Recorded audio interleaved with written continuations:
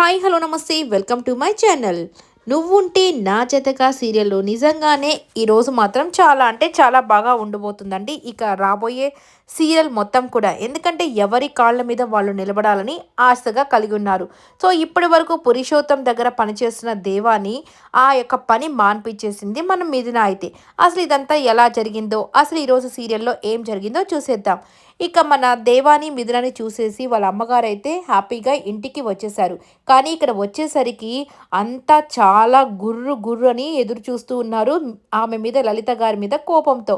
ఎందుకంటే మిథున దగ్గరికి వెళ్ళింది కదా, అందువల్ల ఇక జడ్జి గారు అయితే అస్సలు ఎక్కడికి వెళ్ళావు లలిత అని చెప్పి అరవగానే ఇక ఆవిడైతే భయపడిపోయి నేను ఇలా మిథున దగ్గరికి వెళ్ళాను అని చెప్పగానే నిజంగా ఆయన కోపంతో రగిలిపోయి, ఏంటి నువ్వు బుద్ధి లేని పనులన్నీ చేస్తున్నావు, నువ్వెందుకు వెళ్ళావు అని చెప్పేసి ఇలా కొన్ని మాటలైతే అంటాడు.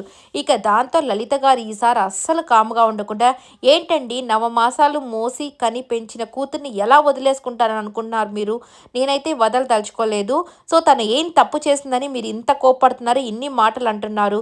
సో తన భర్త దగ్గరికి వెళ్ళడం, తాళి కట్టిన భర్త దగ్గరికి వెళ్ళడం తప్ప, సో నా కూతురు చేసింది తప్పేమీ కాదే, అందుకని నేను వెళ్తాను ఖచ్చితంగా అని చెప్పేసి చెప్తుందనమాట. ఇక దాంతో ఏంటి తాళి కట్టిన భర్త, ఎవడే వాడు తాళి కట్టిన భర్త, ఆ రౌడీగాడికి అసలుకి ఆ అమ్మాయికి అంటే ఇష్టం లేకుండా ఒక అమ్మాయి మెడలో తాళి కట్టడం తెలిసిన వాడు ఒక భర్త, ఎప్పుడు పడితే అప్పుడు ఇంటికి పంపించేసిన వాడొక భర్త, వాడొక రౌడీ, వాడిని నమ్ముకొని ఇది వాడితో పాటు వెళ్ళడం ఏమన్నా అసలు పనేనా, అలాంటి వాళ్ళని చూడడానికి నువ్వు వెళ్ళి వస్తున్నావా అని చెప్పేసి అంటాడనమాట. అది కాదండి, ఇప్పుడు దేవా చాలా మారిపోయాడు. సో ఇక చాలా బాగా మిథునని చూసుకుంటున్నాడు. కాబట్టి నాకు నిజంగా చాలా సంతోషంగా అనిపించింది అని చెప్పి అంటూ ఉన్న టైంకి ఇక ఇక త్రిపుర వచ్చేసి, అదేంటత్తయ్య వాళ్ళేమన్నా పెద్ద మహారాజు అనుకుంటున్నావా, మన మిథునని తీసుకోపోయి పెద్ద బంగ్లాలో పెట్టారనుకుంటున్నారా, సో బాగా గొప్పగా చూసుకుంటున్నారా, ఏం అదృష్టం దొరికింది, వాడితో ఉన్నంత మాత్రాన అదృష్టం దొరికినట్టేనా అని చెప్పేసి అంటూ ఉంటుందన్నమాట. ఇక దాంతో అమ్మ త్రిపుర, మనము ఎప్పుడైనా కానీ ఆడవాళ్ళకి ఎంత పెద్ద ఇంట్లో ఉన్నామనేది ముఖ్యం కాదు. సో భర్తతో పాటు మనం సంతోషంగా ఉన్నామా లేదా అనేది ముఖ్యం. ఇప్పుడు మిథునని చూస్తే నీకు అర్థమవుతుంది, తను గుడిసెలో ఉన్నా కానీ సంతోషంగా ఉంది. సో తన భర్తతో పాటు ఎంత సంతోషంగా ఉందో మీరంతా వచ్చి ఒక్కసారి చూస్తే మీకు అర్థమవుతుంది తన కళల్లో ఉన్నటువంటి సంతోషం అని చెప్పేసి చెప్తుందనమాట. ఇక దాంట్లో ఈ మాటల్లోనే గుడిసెలో ఉంటున్న విషయం కూడా చెప్పేస్తుంది. ఎందుకంటే వాళ్ళ అత్తయ్య వాళ్ళు రానివ్వలేదు కదా, అందుకని గుడిసె కట్టుకున్నారు కదా, కానీ ఆ విషయం ఎవరికీ తెలీదు. సో మిథున వాళ్ళ అమ్మకు కూడా ఇప్పుడే తెలిసింది కాబట్టి ఇక ఆవిడ చెప్పకూడదు అని అనుకున్నారు, బాధపడతారని వాళ్ళ నాన్న, కానీ చెప్పేసింది అనమాట మాటల్లో. ఇక దాంతో అదంతా విన్న రాహుల్ వచ్చేసి, ఏంటమ్మా ఏమంటున్నావు నువ్వు, మిథున గుడిసెలో ఉందా, ఆహా ఇంక ఇది కూడా జరిగిపోయిందా, మహారాణిలాగా ఈ ఇంట్లో ఎంత చక్కగా పెరిగిందో నా చెల్లెలు, సో దాన్ని తీసుకోపోయి వాడి వల్ల తన జీవితం అంతా నాశనం అయిపోయింది. ఇప్పుడు చూస్తే ఆ గుడిసెలో పెట్టాడా, నా చెల్లికి ఎందుకు ఇట్లాంటి దౌర్భాగ్యపు స్థితి కలిగించాడు వాడని చెప్పేసి అంటూ ఉంటాడు. ఇక ఇదంతా విన్న జడ్జి గారు అయితే ఇక మౌనంగా ఏమీ మాట్లాడకుండా, అంటే నా కూతురు గుడిసెలో పెరుగుతుందా అన్న బాధతో మౌనంగా అయిపోతాడు. ఇక లలిత వచ్చేసి, అయ్యో నేను అనవసరంగా చెప్పేశాను అనుకుంటూ బాధపడుతూ ఇక ఏమండి ఏమండి అని పిలుస్తున్నా కానీ ఆయన అయితే అక్కడి నుంచి వెళ్ళిపోతాడు అనమాట పైకి, మౌనంగా అంటే బాధపడుతూ వెళ్ళిపోతాడు. నా కూతురు ఇన్ని కష్టాలు పడుతుందా వాడి దగ్గర అని చెప్పేసి. ఇక దీని తర్వాత మిథున వచ్చేసి మౌనంగా కూర్చొని బాధపడుతూ ఉంటుంది. దేవా అయితే ఇంట్లోకి వస్తాడు. ఏంటి మిథున ఏమైంది, ఎందుకు అలా ఉన్నావు, ఏమైంది, గొడవ ఏమైనా జరిగిందా, ఎవరైనా ఏమన్నా అన్నారా అని చెప్పేసి అంటూ ఉంటాడు. అదేం లేదండి, ఈరోజు ఒక సంఘటన జరిగింది. మావయ్య గారికి ఎంత గౌరవిస్తారో ప్రతి ఒక్కరు నాకు తెలిసిందే. కానీ ఈరోజు ఒక వ్యక్తి వచ్చాడు, గోపాలరావు గారు, ఆ కిరాణా కొట్టతను, అతని దగ్గర నీ పెళ్లి కోసము 50,000 చేబదులు తీసుకున్నాడంట నా మావయ్య. ఆయన వచ్చి నానా మాటలు అన్నాడు. నిజంగా ఆ మాటలు వింటే నాకు కూడా బాధ అనిపించింది. ఎప్పుడు ఆయన ఎవరి ముందు తలదించుకోవడం నేనైతే చూడలేదు. సో కాబట్టి ఈరోజు ఆయన వచ్చేసి త్వరగా డబ్బులు ఇవ్వకపోతే పోలీస్ స్టేషన్లో కేసు పెడతాను ఇవన్నీ మాటలు అంటున్నప్పుడు, మావయ్య ఇన్ని రోజులు తన గౌరవం కోసం ఎంతో నిజాయితీగా అందరి దగ్గర మంచి పేరుని సంపాదించుకుంటూ చాలా గౌరవంగా పెరిగాడు. ఈరోజు అతను వచ్చి అట్లాంటి మాటలు మాట్లాడడం నాకెందుకో చాలా బాధ అనిపించింది. మావయ్య కూడా తొలకొట్టేసినట్టు అయిపోయింది. మనము ఫైనాన్షియల్గా చాలా స్థిరపడాలండి, అప్పుడే కదా మనం మావయ్యకి ఏదైనా సహాయపడగలము. సో ఇప్పటి వరకు ఆయన ఎన్నో అవమానాలు పొందుకుంటూ వచ్చాడు మీ ముగ్గురు అన్నదమ్ముల వల్ల. ఇక మీదట అలా కాదు దేవా, నువ్వు ఖచ్చితంగా కష్టపడి సంపాదించాలి. నువ్వే కాదు, నేను కూడా నీతో పాటు కలిసి కష్టపడి సంపాదిస్తాను. మనిద్దరం ఫైనాన్షియల్‌గా బాగా స్థిరపడి మావయ్యకున్నటువంటి అప్పుల్ని ప్రతి ఒక్కదాన్ని తీర్చేసేయాలి అన్నట్టుగా చెప్తూ ఉంటుంది. అవును మిథున, నేను కూడా అదే ఆలోచిస్తున్నాను. నేను కూడా ఏదో ఒకటి ఖచ్చితంగా చేస్తాను.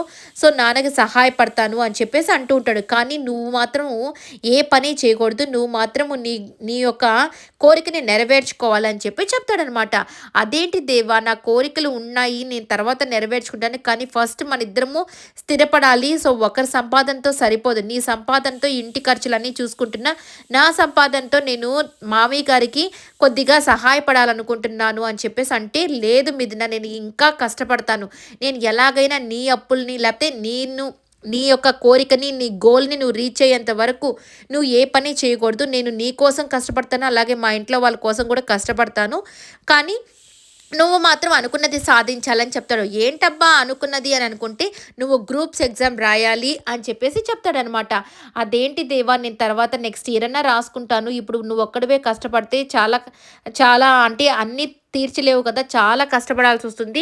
నీతో పాటు నేను కూడా ఇప్పుడు తోడుగా ఉంటే ఇద్దరం కలిసి త్వరగా తీర్చేసుకోవచ్చు కదా అని చెప్పి చెప్తది. లేదు మిథున, నువ్వు ఖచ్చితంగా గ్రూప్స్‌కి ప్రిపేర్ అవ్వాల్సిందే. ఈ ఇయరే ప్రిపేర్ అవ్వాలి. నేను నీ బుక్స్ కోసము అలాగే ప్రతి దాని కోసం నేనే కష్టపడి సంపాదిస్తాను. అది ఎంత కష్టమైనా పర్వాలేదు. డబుల్ వర్క్ నేను చేసి మీకోసం నేను కష్టపడతానని చెప్పి చెప్తాడు. నిజంగా నేను చూస్తుంటే చాలా గర్వంగా ఉంది దేవా అని చెప్పేసి మిథున అంటూ ఉంటుందన్నమాట. అలాగే నువ్వు ఇంకొక పని కూడా చేయాలి అంటే ఏంటి మీదనంటే, నువ్వు ఫస్టు ఆ గెరేజ్ తాళాలు తీసుకుపోయి ఆ పురుషోత్తం గారికి ఇచ్చేసి, ఇక నువ్వు అతని దగ్గర ఏ పని చేయవు, ఇక ఇట్లాంటి పనులు కూడా చేయను అని చెప్పేసి రా అని చెప్పి చెప్తాడనమాట. సరే మిథున, నువ్వు చెప్పినట్టే చేస్తానని చెప్పేసి ఇక పక్క రోజైతే పురుషోత్తం గారి దగ్గరికి బయలుదేరతాడు. ఇక పురుషోత్తం వచ్చేసి వాళ్ళ కొడుకు వీళ్ళంతా బయట ఉన్న టైంలో, సరేరా నేను అట్లా పార్టీ ఆఫీస్ దాకా వెళ్ళేసి వస్తాను అని చెప్పి వెళ్తున్న టైంకి దేవా వస్తాడు. ఏంటి వీడు ఇప్పుడే వస్తున్నాడు, మళ్ళీ మనసు మార్చుకొని ఏమన్నా నా దగ్గరికి వస్తున్నాడా అని అనుకుంటూ ఉన్న టైంకి, ఇక ఏంటి దేవా మనసు మార్చుకుని నా దగ్గరికి వస్తున్నావు అంటే, లేదన్నా ఇదిగో ఈ తాళాలు ఇవ్వడానికి వస్తున్నాను అని చెప్తే, ఏంట్రా నువ్వు తాళాలు ఎందుకు ఇచ్చేస్తున్నావు అంటే, నేను ఇంకా గరేజ్లో కూడా పని చేయను అన్నా అని చెప్పి చెప్తాడు.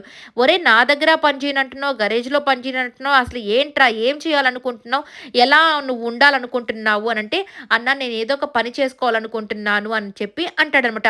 ఒరే, నువ్వు నా తమ్ముడువిరా, నువ్వు నా తమ్ముడివి, ఎక్కడ పని చేస్తావు, ఏం పని చేస్తావు, ఇప్పటికిప్పుడు పోయి ఎలా కష్టపడతావు, ఎందుకురా నీకు ఈ బాధలన్నీ, నువ్వు నాతోనే ఉండురా అని చెప్పి చెప్తాడు. లేదన్నా నేను ఇంక ఇట్లాంటి పనులేమి చేయను. సో ప్లీజ్ అన్నా ఇదిగో ఈ తాళాలు తీసుకో నువ్వు, నేను ఇక ఏదో ఒక పని చేసుకుంటానులే అని చెప్పేసి తాళాలు ఆయన చేతిలో పెట్టేసి వెళ్ళిపోతూ ఉంటాడు.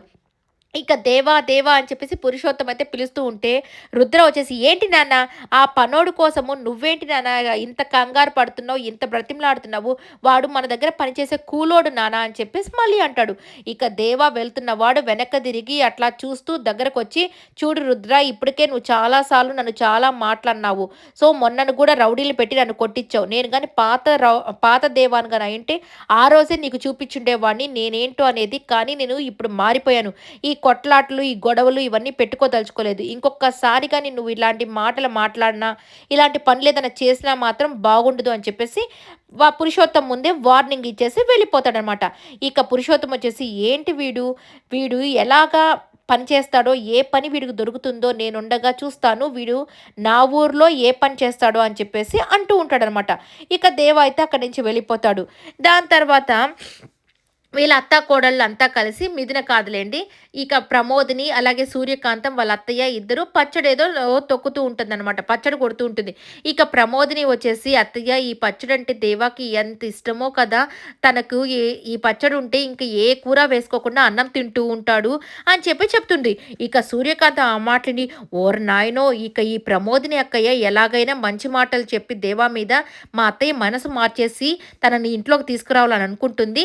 ఎలాగైనా వీళ్ళిద్దరు మాటల మీద పెట్రోల్ పోసేసి దాన్ని తగలబెట్టేసేయాలి మా అత్తయ్య గుండెని అని చెప్పేసి అనుకుంటూ ఉంటుంది. ఇట్లాంటి వాళ్ళు ఉంటే కాపురాలు అస్సలు నిలబడవని మళ్ళీ అర్థమైపోతుందండి. నిజంగా ఇలాంటి వాళ్ళు ఎవరో ఒకరు ఉంటూనే ఉంటారు కదా మన ఇంటిల్లో. ఇలాంటి వాళ్ళకి మన సూర్యకాంతం బాగా నచ్చుతుంది. ఇక సరే అని చెప్పేసి నువ్వు కామ్గా ఉండి ప్రమోదిని అని చెప్పి వాళ్ళ అత్తయ్య, నువ్వు కానీ పచ్చడికి కానీ అని చెప్పి అంటూ ఉంటుంది. సరే అని చెప్పేసి మళ్ళీ లేదత్తయ్య నిజంగానే కదా మన దేవాకి ఎంత ఇష్టమో కదా ఇది. తను నిజంగా దీన్ని ఉంటే చాలు ఇంక ఏది వద్దు మా అమ్మ పచ్చడి సూపర్ అని చెప్పేసి ఎంత బాగా అనుకుంటూ ఉంటాడో అని చెప్పి అంటూ ఉంటుంది. ఇక దాంతో నేను ఎలాగైనా దీన్ని ఆపేసేయాలని చెప్పేసి, "ఆహా! అవునా ప్రమోదిని అక్క! నువ్వేం చేస్తున్నావు ప్రమోదిని అక్క? ఎందుకు నువ్వు మనసు మార్చాలనుకుంటున్నావు అత్తయ్య మనసు? మావయ్య ఏం చెప్పాడు? దేవాని అలాగే మిథున వాళ్ళ ప్రస్తావన ఇంట్లో తీసుకురాకూడదని చెప్పాడు కదా! అయినా నువ్వెందుకు తీసుకొనొస్తున్నావు? నీ కుళ్ళు బుద్ధంతా నాకు అర్థమవుతుంది. అందుకే నువ్విలా మాట్లాడుతున్నావు కదంటే, ఏంటి సూర్యకాంతం నువ్వేం మాట్లాడుతున్నావు? నేనేమంటున్నానో నువ్వేమంటున్నావు అంటే, నాకు నీ గురించి తెలీదా? నీ కుళ్ళు బుద్ధి నాకు తెలీదా? అంటే, నాకేం కుళ్ళు బుద్ధి ఉందంటే, నువ్వు ఊరూరికే ఆ దేవా పేరు, ఆ మిథున పేరు తీసుకొచ్చి, అత్తయ్య మనసు మార్చి వాళ్ళిద్దరిని ఇంట్లోకి తీసుకురావాలనే కదా నీ ప్లాన్ అంతా. నువ్వు అత్తయ్యని, మావయ్యని బాధ పెట్టాలనే కదా నీ ప్లాన్ అంతా.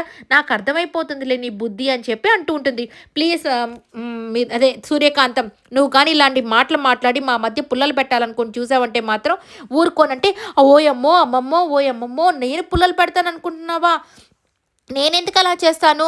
అయినా నువ్వే పుల్లలు పెట్టేదానివి.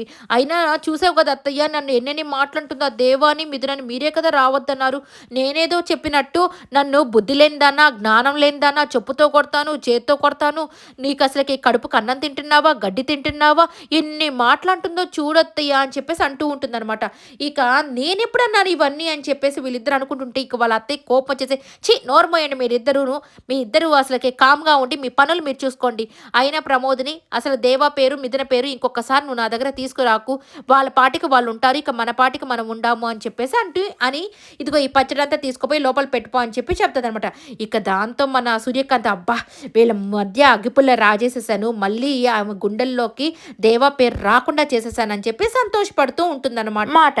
ఇక దాంతో సరే అని చెప్పేసి వాళ్ళెళ్ళిపోతారు. దాని తర్వాత ప్రమోదిని వచ్చేసి ఆ పచ్చడి చూస్తూ దిగులు పడుతూ అక్కడ ఉండగానే ఆనంద్ వస్తాడు. ఏంటి ఇలా బాధపడుతున్నావు అంటే, ఈ పచ్చడి అంటే దేవాకి ఎంతో ఇష్టం కదా! అంటే దానికోసం కూడా బాధపడ్డావు ఎందుకు? తీసుకొనెళ్ళి ఇవ్వు అంటే దొంగచాటుగా పాపం తీసుకొనెళ్ళి చట్నీ ఇస్తున్న టైంకి ఈ సూర్యకాంతం చూసేసి వాళ్ళ అత్తయ్యని అక్కడికి తీసుకొని వస్తుంది. ప్రమోదిని తిట్టించి దానికి. ఇక ఇక్కడ కూడా కొద్దిగా గొడవ జరుగుతుంది. ఇక్కడ రేపటి రోజునైతే రుద్రకి వార్నింగ్ ఇచ్చి చంపు చల్లమనిపించి నా భర్త మీ దగ్గర పని చేయడు. తన పనిని తను చూసుకోనివ్వండి. తన పనికి అడ్డుగా నువ్వు వచ్చావంటే మాత్రం నీ చంప పగలగొడతాను అని చెప్పి చెప్తానమాట. ఇక రుద్ర వచ్చేసి ఏంటి వాళ్ళు నువ్వేం చూసావు? వాడి దగ్గర అంత బాగుందా అన్నట్టుగా ఏదో మాటలంటాడు. దాంతో వార్నింగ్ ఇచ్చి అక్కడి నుంచి వెళ్ళిపోతుంది. ఈ వీడియో మీకు నచ్చినట్టయితే లైక్ చేయండి, షేర్ చేయండి, కామెంట్ చేయండి, సబ్స్క్రైబ్ చేసుకోవడం మర్చిపోకండి.